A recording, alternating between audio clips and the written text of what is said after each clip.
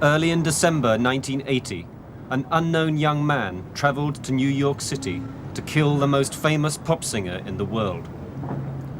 This film is the killer's story, as told by those who knew him and loved him. It's the story the killer told afterwards to detectives and psychiatrists. But it's also a film about the danger of stories, and of one story in particular, a story used as a murder weapon.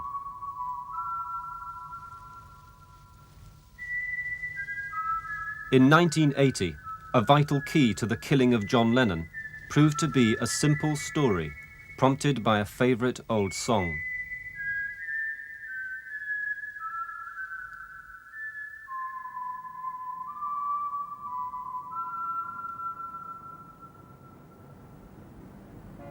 By the evening of Monday, 8th of December, the unknown young man was standing outside the New York apartment of the famous pop singer. Here, in his own words, is what happened next. If you ever get a chance, go to the Dakota building. Just look at it and think that's where it happened. There was no emotion, there was no anger, there was nothing. It was dead silence in my brain, dead cold quiet. He walked up, he looked at me. I'm telling you, the man was going to be dead in less than 5 minutes, and he looked at me. And I looked at him, and he walked past me, and then I heard in my head, said, do it, do it, do it, over and over again, do it, do it, do it, do it, do it, like that. Pulled a gun out of my pocket, put my hand into my left hand. I don't remember aiming. I must have, though, but I don't remember drawing a bead or whatever you call it. And I just pulled the trigger steady 5 times.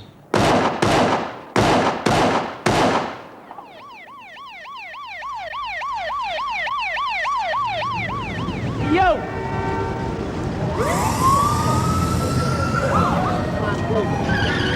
This individual, who is unidentified at this point, but will be identified soon, fired 5 shots from a .38 caliber Charter Arms pistol.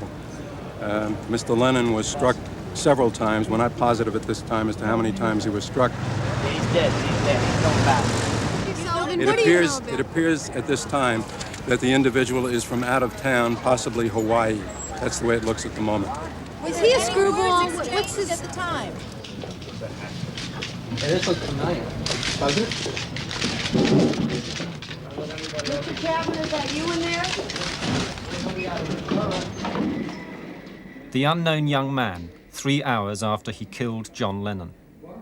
His name is Mark David Chapman, and this police video, taken that night through a 2-way mirror, marks the beginning of the investigation into what turned him into a murderer. Police had found him minutes after the shooting, waiting for them quietly at the scene of the crime. He'd dropped his gun, and in its place was only carrying a paperback novel. Inside he'd written, "To Holden Caulfield, from Holden Caulfield. This is my statement." From that night onward, the catcher in the rye haunted the investigation into Lennon's killing. Let me have your date of birth, okay? May 10, 1955. And that makes you how old now? 25. Okay, and you spell your first name? M-A-R-K. In prison interviews with detectives and psychiatrists, Chapman constantly returned to the same theme. Anyone, he said, who understood literature would understand why. And you read the book, and you think about me and the terrible fall, and you read, "I'm sorry I told so many people about it. Don't ever tell anybody anything." And it might hit you. You might really come to the full scope of understanding of what I've stood for in my life, what the terrible fall was, and what I'm doing now, and what I will be doing in the future. It just might come to you. I'm praying that it will, and that you realize that something very extraordinary has happened with an extraordinary book, and without ego, an extraordinary person. And Lennon, an extraordinary person. The Beatles, an extraordinary cultural movement in the 60s and early 70s. Probably the cultural experience, musically and culturally. They changed the world as we know it. And I changed them. At his trial, Chapman pleaded guilty. sentence was passed without his evidence being heard. Until now, no one outside a prison cell has heard from Chapman himself why Lennon had to die. The reason I killed John Lennon was to gain prominence, to promote the reading of J.D. Salinger's The Catcher in the Rye. I'm not saying I'm the Messiah or nothing like that. If you read the book and if you understand my past, but you seem to understand my past pretty well, you would see that I am indeed the catcher in the rye of this generation. Our book for discussion in class this morning is J.D. Salinger's Catcher in the Rye. It is a book that is at the top of the list of the most banned books in the United States. The banning of Catcher in the Rye in many American schools is a curious fate for an acclaimed work of literature. Yet this funny, sad novel about a teenager driven to despair by the phoniness and hypocrisy of the adult world is often outlawed as dangerously subversive. The theme of phoniness certainly is a predominant theme throughout the book. A crusade against phoniness, one critic called it, and teachers have been well aware how deeply the book impresses some students and how intensely they identify with its hero, Holden Caulfield. But listen now anyway, he started concentrating again. Then he said, "This fall I think you're writing for is a special kind of fall, a horrible kind. The man falling isn't permitted to feel or hear himself hit bottom. He just keeps falling and falling." The whole He tells him it's a special kind of fall. It's a horrible kind. And it is. Look at what's happened to my life on the surface. I murdered a man. But not only did I fall, but I took a lot more with me than just myself. A whole era ended. It was the last nail in the coffin of the 60s. There's a place I go where I don't know who I am.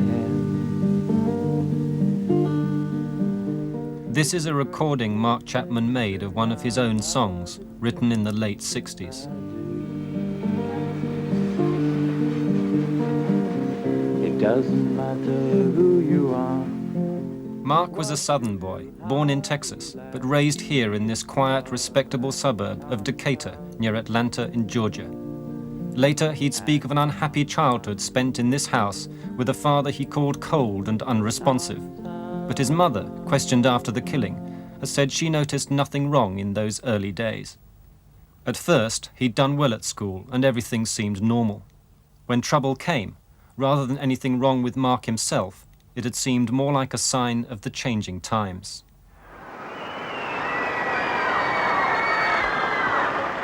In August 1964, the Beatles arrived in America, and from the first, they provoked a response difficult to contain in concert stadiums. With their arrival, the turbulent world of the 60s had begun. Little here to reassure conservative America.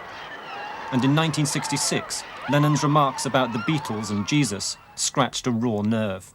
I'm not saying that we're better or greater or comparing us with Jesus Christ as a person or God as a thing or whatever it is. You know, I just said what I said and it was wrong or was taken wrong, and now it's all this. This is Doug Layton and Tommy Charles. We're reminding you that our fantastic Beatle boycott is still in effect. Don't you forget what the Beatles have said. Don't forget to take your Beatle records and your Beatle paraphernalia to any one of our 14 pickup points in Birmingham, Alabama, and turn them in this week if possible. The group were big enough to ride out the controversy, but Lennon, sharp-tongued, hard-edged and philosophical, had already begun to find a place apart from the other Beatles. In Atlanta, Mark Chapman was swept along with the spirit of the times. His Beatle haircut and the Beatles songs he himself sang were only outward expressions of a more profound change. Falling, yes I am falling, and she keeps calling me back again. His school had become a center for the local drugs trade. Pupils boasted that Columbia High was rated #1 for drugs in the state.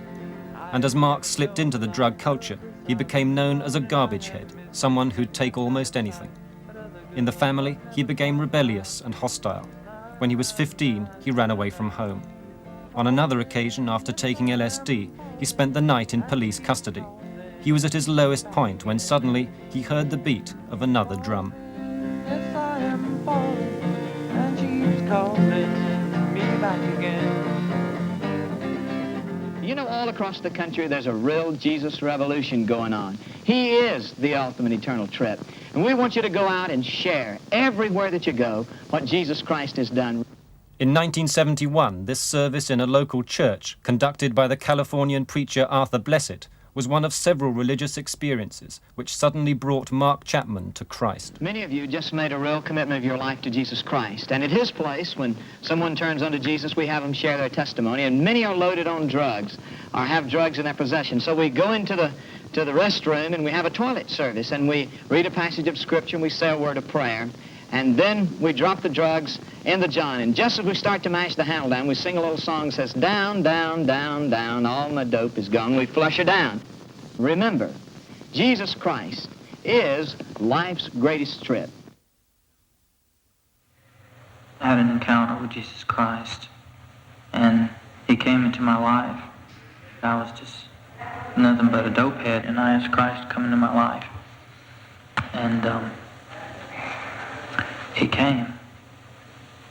I mean, I didn't see him, but he was there. You know, I knew he was there, and I felt forgiven of all my sins, and felt like my life was headed on the right track again. I read the Bible, and I worked in inner city Atlanta with kids that you just wouldn't believe. It was after his conversion that Mark met the girl who many years later, in prison, he would still call his only one true love. He had changed his drug days. He had changed into being a Christian. He had very high morals, very high standards for himself and for me, and we were not to sway from those standards. At 15, as in love as I could be at the time. And of course, he was 17 and growing up, a little bit more grown up than I was. But yes, we were in love. There's no doubt about that.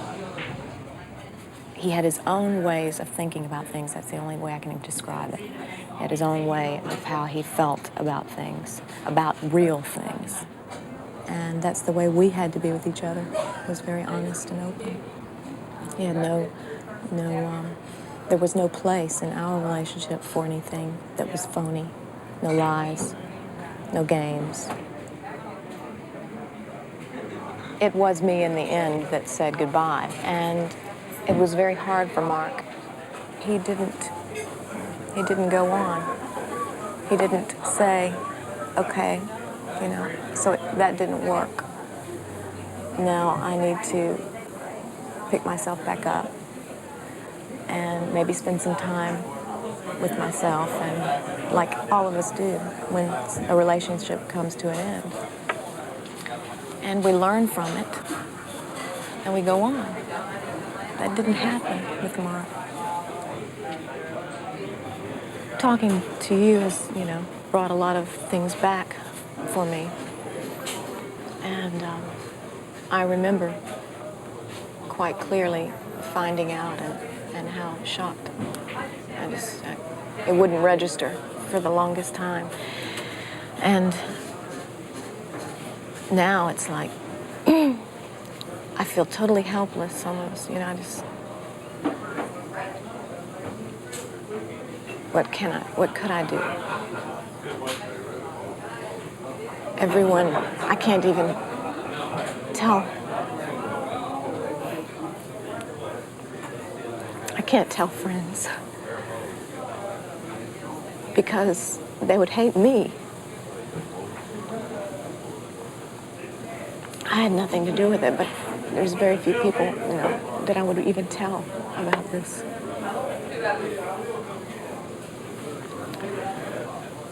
It's a very hard thing to think about him spending the rest of his years there, you know, because he was such a special person.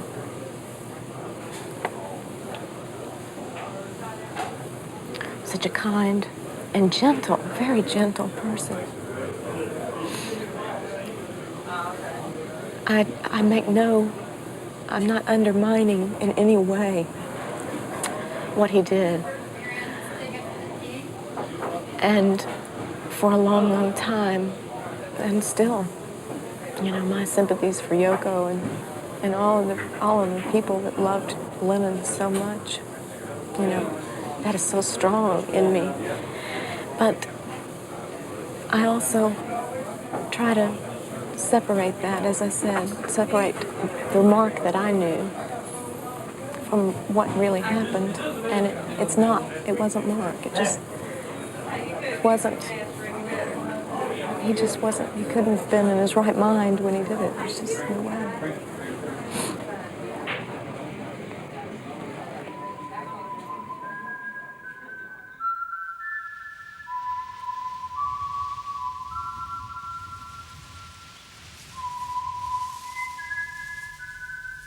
It was now that Mark Chapman read Catcher in the Rye for the first time.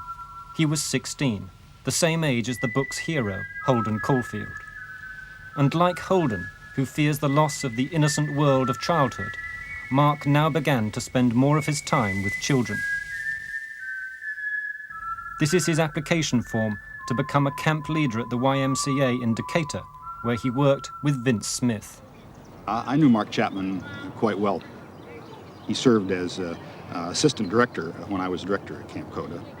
He was particularly good with little children. In fact, I've never seen a boy of his age that was so good with little children.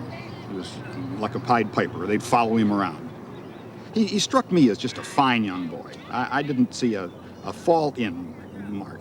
He tended to have grand ideas that would, grand passions that would stick with him. And then one day they'd be gone and another one would come back.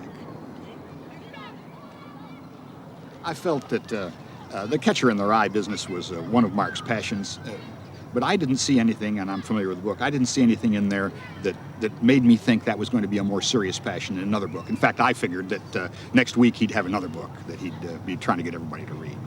He certainly didn't seem like Holden Caulfield to me. And Nemo was his camp name. Nemo. And I called myself Nemo for 7 years at the YMCA day camp, till I found out what Nemo means in Latin. What's it mean? It means nothing. Literally nothing. Well, Cindy was a very shy child, and she was 9 years old the summer she started to camp. And the first day that I took her, she was very nervous and cried, and I left her crying. And I worried all day, of course, how she was doing. And when I came back to pick her up, she was walking up the hill, and she had her arm around Mark, and he had his arm around her.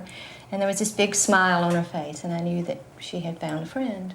He was just totally honest, totally sincere. He truly cared for me. And that is very odd for an adult to react that way for a child. He did not treat me like a child. He never spoke to me like I was a child. He spoke to me like I was his age and that I could understand everything that he was saying to me. But then again, he didn't really act like an adult. Well, it was unconditional love on your part that you had for Mark. There was no criticism or... No. You accepted him as he was and loved him as he was. And I think that's the reason that Mark became close to me. Well, I think the fact that he was so gentle and passive with the children was a lot of what he wanted to be. He wanted to portray this very kind, gentle person with the children because he loved them very much. But obviously, like any other young person, he did have problems in his life. He really never said much of anything negative. Well, I think he did express at times that he was disappointed in people, that they didn't live up to what they should, that they needed to give their very best at all times and that they did not. But as far as any specifics... He did say that when someone was gone, they were dead. Yes, he did have an expression that once you did something that made him very angry, to the point that he never wanted to see you again, he would say, well, he's dead. And I questioned him about that one time. I said, they've died? And he said, no, not really, they've died, but to me, they're dead. So when you did fall out of grace with Mark, he marked you off his list. And Lennon fell out of the grace of Mark. Someone asked us not long ago if we feel any hatred or any hostility toward him for what he did.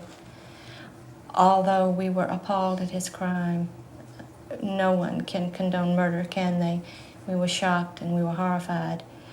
But to us, he was still the Mark who loved us and who gave us so much of himself. And we will always love him. Mark went on to win recognition and distinction with the YMCA. He worked briefly for them in the Lebanon, and in 1975 he was sent to Fort Chaffee in Arkansas to help refugee children from Vietnam. My name is Mark Chapman, and I came to work at Fort Chaffee about 3 months ago. This is truly one of the best experiences I've ever had. It's so good to work closely with the Vietnamese people and to exchange culture and ideas. Despite the confident voice on the camp radio and glowing reports from his superiors, all was far from well with Mark Chapman at Chaffee. He was closer than ever to the children, to whom he remained the Pied Piper, the cheerful organizer of camp games. But to co-workers he appeared tense. He was something of a loner, moody and frequently depressed. At Chaffee, he'd had his first sexual experience, but afterwards felt ashamed and full of guilt. To one friend, it seemed he'd fallen out of grace with himself. Certainly, he'd changed. And from that point on, I didn't really go towards Mark like I used to. I didn't run up and hug him. I would speak, but I would keep a distance. It wasn't like he was the same person I had known at camp. He came to visit one time, and he came into the kitchen, and I started to run up to hug him, but his face looked different. His eyes were cold, and I backed off, and Mom says, "Aren't you going to go up and hug Mark?" And I kind of shook my head, and I said, "He looks different." She says, "It's the same old Mark."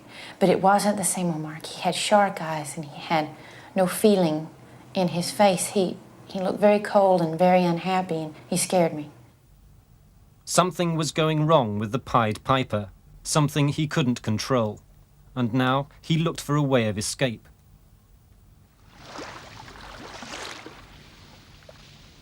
In 1977, Mark Chapman arrived in Hawaii.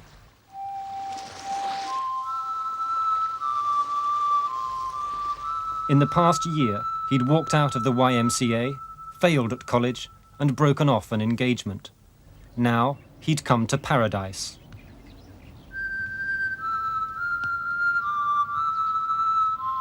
He'd come to spend all his money in one last fling at the smart hotels on Waikiki Beach, and when it ran out, to kill himself.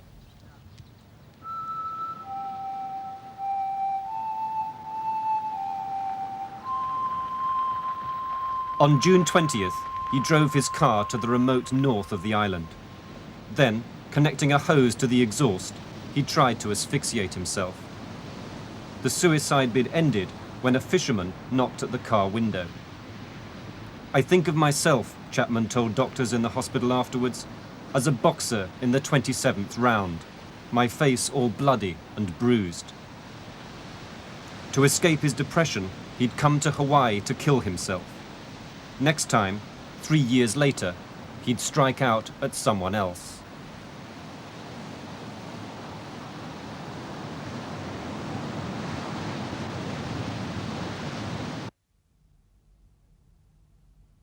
In the late 70s, John Lennon, guru and idol of millions of fans, withdrew from the limelight and into private life.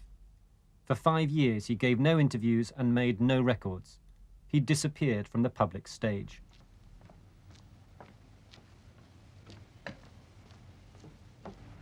In the autumn of 1980, journalist Larry Shames got his first big assignment, to find out what had happened to John Lennon. With no direct route open to Lennon himself, Shames realized his research must take a more enterprising course. He'd heard that Lennon had acquired an exclusive estate on Long Island, and so set off by boat to investigate. The Lennon I went looking for was a man who had always taken chances, musical chances, political chances, chances with his own sanity. I went looking for the Lennon who, by his appalling honesty, had shamed the world into examining itself. I went looking for the Lennon whose pained, goofy, earnest, and paranoid visage was the emblem and conscience of an age. The Lennon I would have found was a 40-year-old businessman who watches a lot of television, who's got $150 million, a son whom he dotes on, and a wife who intercepts his phone calls. He doesn't do ridiculous things anymore. He stopped making errors, and he stopped making music. Shames's voyage of inquiry never reached Lennon himself, but his account of what he did discover revealed a far more comfortable side to the rock star's tough, iconoclastic image. We now know that this Esquire article was at the forefront of Chapman's mind as he plotted to kill Lennon. I felt just terrible when I heard about Chapman. The thought that my article in any way might have been one of the things that went through his mind was devastating to me. The article at the beginning had been undertaken rather in the spirit of a journalistic caper. The reporting itself was fun, and Lennon himself in life was such a towering figure that it didn't seem that he could in any way be hurt or even really touched by this sort of story.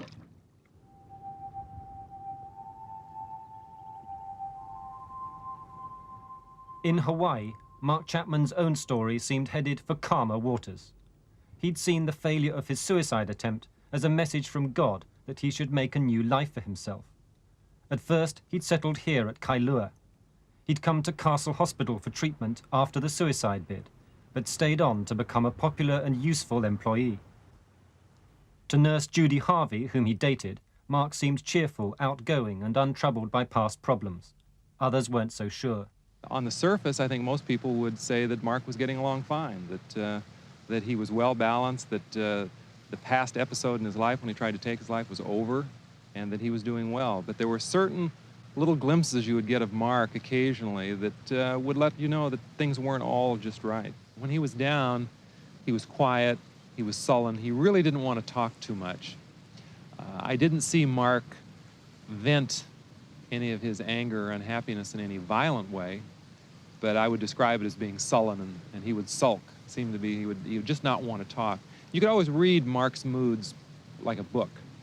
You could come in the morning, and the first glance at Mark and the expression on his face, you knew what Mark's frame of mind was. In 1978, Mark met Gloria Abe, a travel agent who'd helped him plan a world trip. The following year, they married. Yet despite the romance, his spells of depression continued, to the growing concern of his friends. We were concerned because of Mark's history and the fact that he had tried to kill himself, and when he would sink into a depressed mood, that would get some of us rather worried.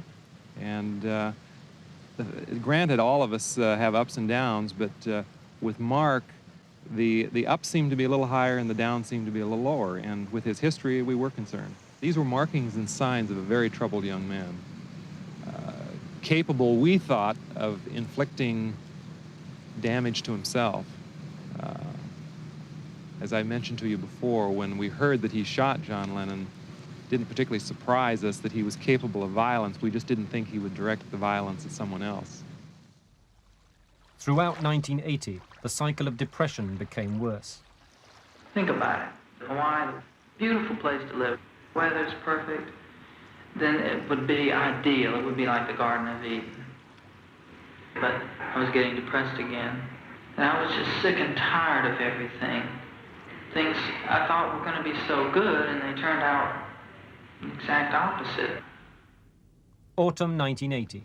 In Honolulu, Chapman began a new project. His plan was to go through every book in the state library. It had been a year of projects taken up enthusiastically and dropped suddenly. But now Chapman found something that reawoke an older passion. In James Lundquist's critical study of J.D. Salinger, Chapman re-entered the world of The Catcher in the Rye and its hero, Holden Caulfield. In Holden, Chapman discerned a powerful reflection of his own condition. His admiring letter to Professor Lundquist was signed, "A 25-year-old catcher." At the same time, he continued in the library. I checked out a book about John Lennon, and when I read it, I found out some strange things he did, and I was probably angered at his phoniness. I mean, I wasn't fuming, but I was saying what a fake he was, what a phony he was. Then I thought to myself that I was going to kill John Lennon. For Lennon, there could be no escape from celebrity. Pictures like these were still too powerful. Lennon's long career of public self-exposure had summed up the whole era of the 60s. Now he was seeking seclusion, but no one had forgotten. We feel that instead of making war, it's better to just stay in bed. Let's stay in bed for the spring. And grow your hair. Yes. For peace. Let it grow till peace comes, you know. Those beddings for peace, Lennon publicly stated that they were, it was phony. He stated that himself. He said it was a publicity thing. He sang about peace. He sang about giving things to charity. He protested. He whined. He screamed. He went through the Primal Scream bullshit. You know, it's all that self-centered baloney. The man was just, you know, a complete phony.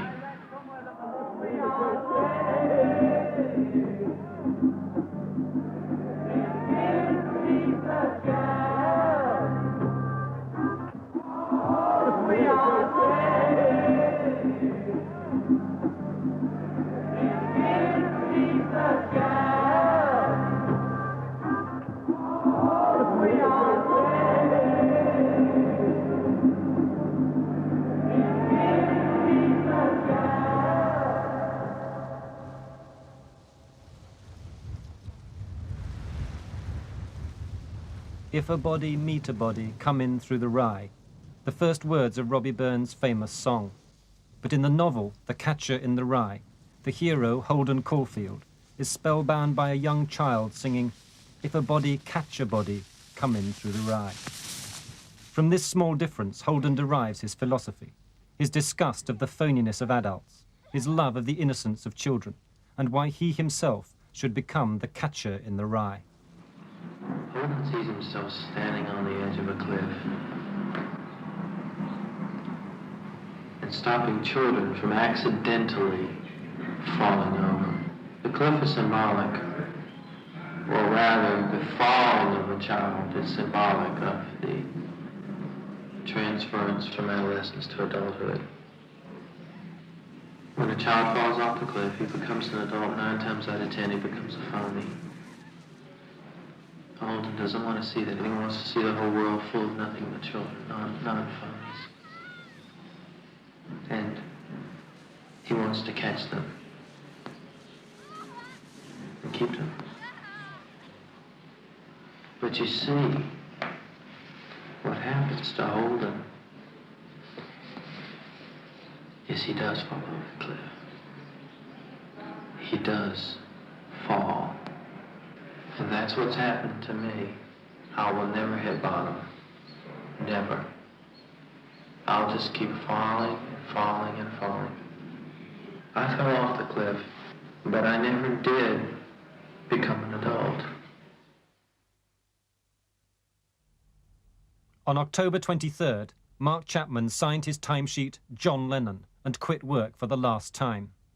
4 days later, he bought a gun, a .38 caliber Saturday night special.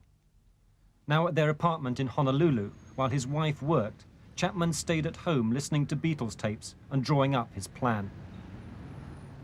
I want to tell you, I had it made. I had a great one, fantastic apartment. Everything was just on the surface tremendous. What happened? I don't know what happened. I just got depressed again, quit my job, bought a gun, and came over here and killed somebody. That's what happened. From heaven to hell in about a month. In November 1980, Chapman arrived back in Atlanta. He'd just spent a week in New York, waiting in vain to see John Lennon. The last time I heard from him was in November or in the first week of December. I remember on the phone he said, I won't be back through here again. And I said, what do you mean? You won't be back into the States, meaning from Hawaii again. And he said, I just don't think I'll be back through Atlanta again. And he said, I'd like to get together. And I thought we could talk over old times. And I was very uncomfortable with that. I felt like, why do you want to talk about old times? You know, this is now, those were then. I thought that was all settled. I thought that was all settled. And he got very upset, and he said, aren't they important to you? I remember him almost at the point of tears, you know. It was very emotional for him. Aren't they important to you? So that was the time that last I could have seen him. And I guess we never said goodbye. And it's not that he's dead in my mind. It's that he's gone.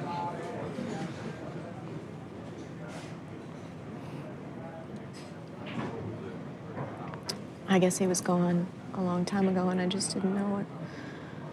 In a sense, I think he stayed back in 1972.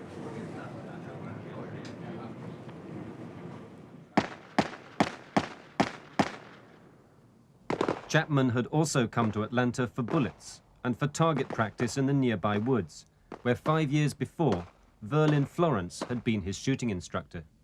Mark Chapman was a little better than average shot. If he were a academically graded student, that would be about a C+ for ability. He was like this distance from me. My grandmother, who has been dead many years, couldn't miss you at this range. The fact that he had any training at all at this range has nothing to do with anything. Where your training is in value is when you go backwards and when that other person can shoot back. Lennon, as far as I know, wasn't armed, was he? No. So was Chapman in any danger? None whatsoever.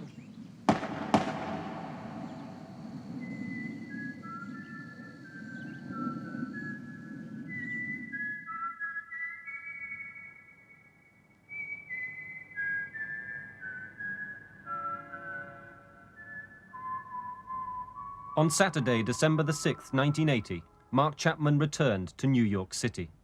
New York was where John Lennon lived. It was also the setting for The Catcher in the Rye. For 3 days in the book, from Saturday to Monday, Holden Caulfield drifts from place to place in growing desperation. Now, from Saturday to Monday, Chapman's 3 days began, partly on the track of Lennon, partly in the footsteps of The Catcher in the Rye.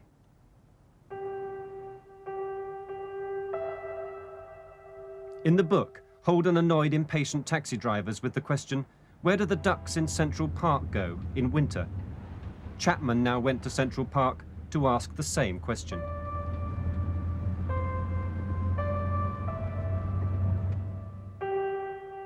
In the book, Holden checked into a cheap hotel and felt ill at ease in his small, miserable room. Now lodged at the $16 a night YMCA, Chapman quickly became dejected, and like Holden, he took great offense at noises from across the hallway.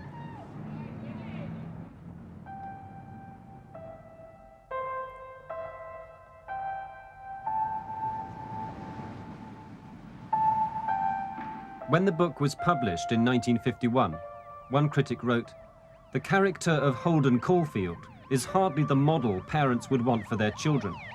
Fortunately," he went on, "there can't be many of them, yet."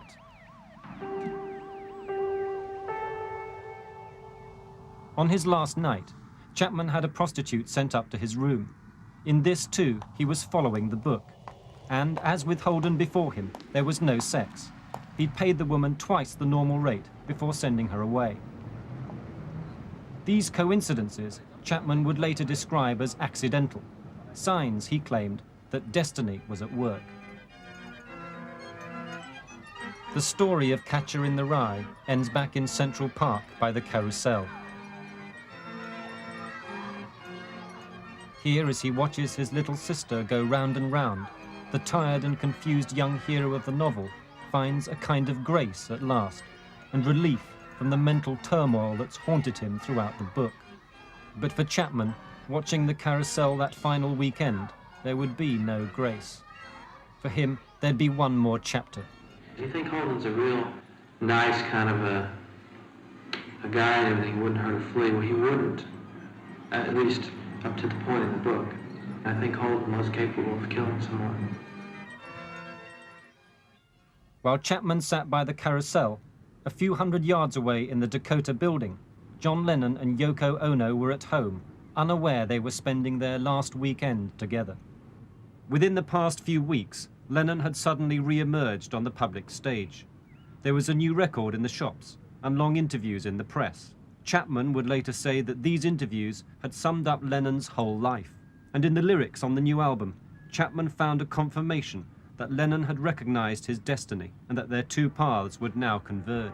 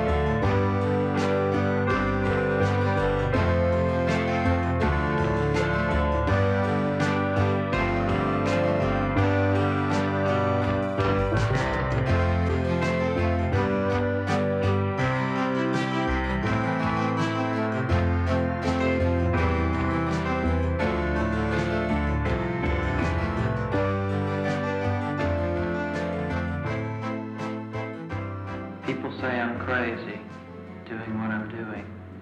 Well, they give me all kinds of warnings to save me from ruin. I'm just sitting here watching the wheels go round and round. I really love to watch them roll. No longer riding on the merry-go-round. I just had to let it go. It's incredible. The whole thing is just... it's incredible. Does this person look like a person that could shoot somebody? On December the 8th, Chapman, who'd moved into the expensive Sheraton Center Hotel in Midtown Manhattan, woke up late at around 10:30.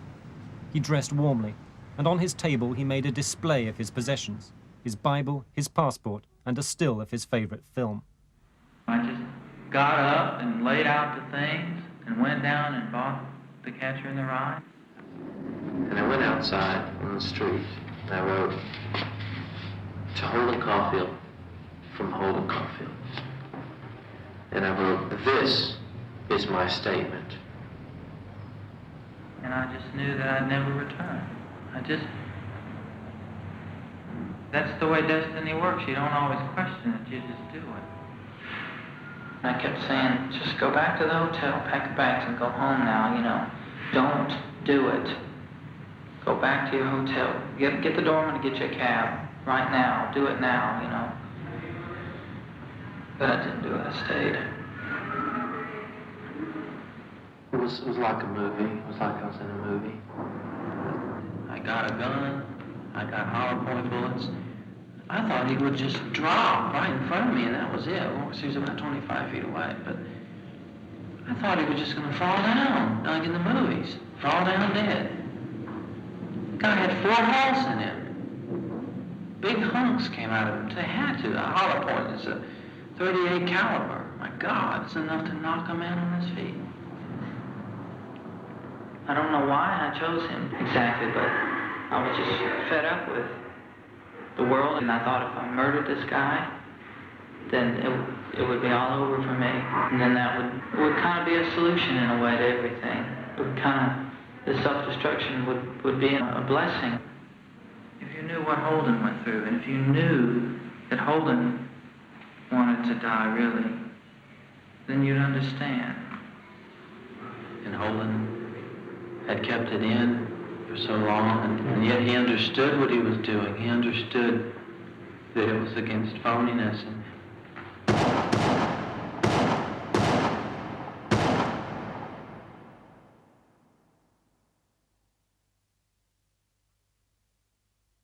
mugshots are photographs of criminals. They reveal nothing about why someone commits a crime. In Chapman's case, there was no shortage of explanations, some far-fetched, some conspiratorial, some clearly derived from the police. Headlines like these addressed a deep need for an explanation, but did they explain anything? If Chapman's motive was a mystery, it was also a battlefield. The prosecution believed he killed Lennon to become famous, the defense because he was insane. The psychiatrists disagreed. Before them was a young killer who certainly knew he was Mark Chapman, but also believed he was the personification of a fictional character. But you see, this whole thing, Lennon, me, the book, is so much bigger than guilty and not guilty. Unless you know the book, unless you know me, you can't really understand it. I think people have fantasies all the time, and people identify with stories they read all the time. You become involved in a book or you become involved in a movie, but to have it become your life and use it as a script for carrying out some very strongly felt mission is something quite unusual, and I think he identifies with the gentleness of Holden Caulfield, because Mark identifies also with the innocent children of the world. He sees himself as their advocate. He feels himself to be one of the innocent children of the world, and he is going to do everything in his power to avoid hitting the bottom of that cliff. Mark probably saw John Lennon as a representative of, a very well-known representative of an individual who had been an innocent child and had fallen off the cliff and become an evil, exploitative, phony adult, and deserving of whatever punishment Mark was going to mete out. With Lennon's murder, Mark Chapman joined the growing ranks of America's celebrity killers. Understanding them has become a matter of urgency. They're unpredictable, they strike at random, and come from nowhere. Gavin DeBecker, a specialist in security for the famous, is working with the FBI on research to understand more about celebrity attackers. You know, our office has about 4,000 people under assessment, and we have a whole group that are similar to Chapman in terms of the pre-incident indicators, the factors that are part of their lives before they commit their attack. And Chapman is not unfamiliar to us. They are unsettled and unhappy and travel to somewhere else only to find themselves unsettled and traveling again. And you see that randomized travel in almost every serious case where a public figure attack or near attack occurs. This society is focusing on famous people and celebrities and making celebrities with a fury that's never existed before. In days gone by, the mass media really was just the Bible. The Bible was the story that your grandmother told you, and that's what you eventually went on to learn. Well, now the media and media figures play a much greater role in all of our lives. You and I maybe can draw the line between what's appropriate and inappropriate in terms of that relationship. But mentally ill people cannot effectively edit out the inappropriate. And against that background, we have to see ourselves in them as well, because there is an acceptable level of idolatry. All of us have idols and pursue those. But what is a mild drug for some of us is a poison for some others. And Chapman is one of those others. This is Hogan's Alley. It is a stage set. A fantasy world where the FBI rehearses the stakeouts, sieges and gunfights that are the reality of violence in America today.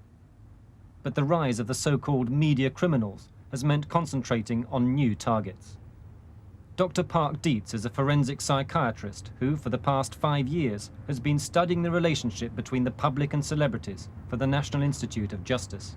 People who identify with characters in books and films and begin to take on some of their characteristics in real life are choosing to do that It's fashionable to think of this as an involuntary process in which somehow the individual's mind is taken over by the character or they become possessed, a kind of demonological view of it.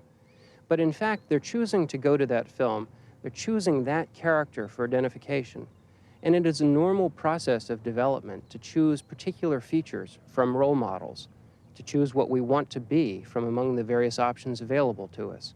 The individual who subjects himself repeatedly to exposure to inappropriate models, who takes on those characteristics to try to become like that, is choosing his fate.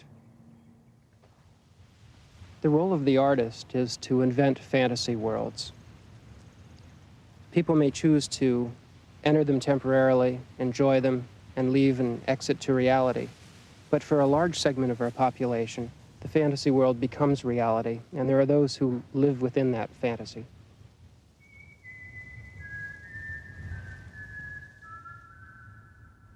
Central Park, not far from the Dakota, not far from the Carousel. Here, every Saturday during the summer, children come to listen to stories underneath the statue of Hans Christian Andersen. From time to time, we all fall under the spell of the storyteller. But little is known of how these stories affect our imagination, of how we grow up knowing what stories to believe, or by what means we draw the line between what we call fantasy and what we call reality. And it is an important line. Stories can delight us and enchant us, but stories can be dangerous. A single story can lead to murder.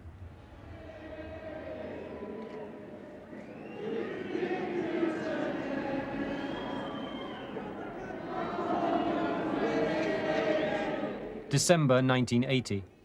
At a vigil outside the Dakota building, New Yorkers lament the death of John Lennon.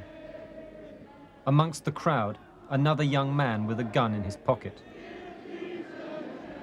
His name was John Hinckley. 4 months later, he shot President Reagan. Amongst possessions seized when police broke into his hotel room, there was a paperback novel, a well-thumbed copy of The Catcher in the Rye.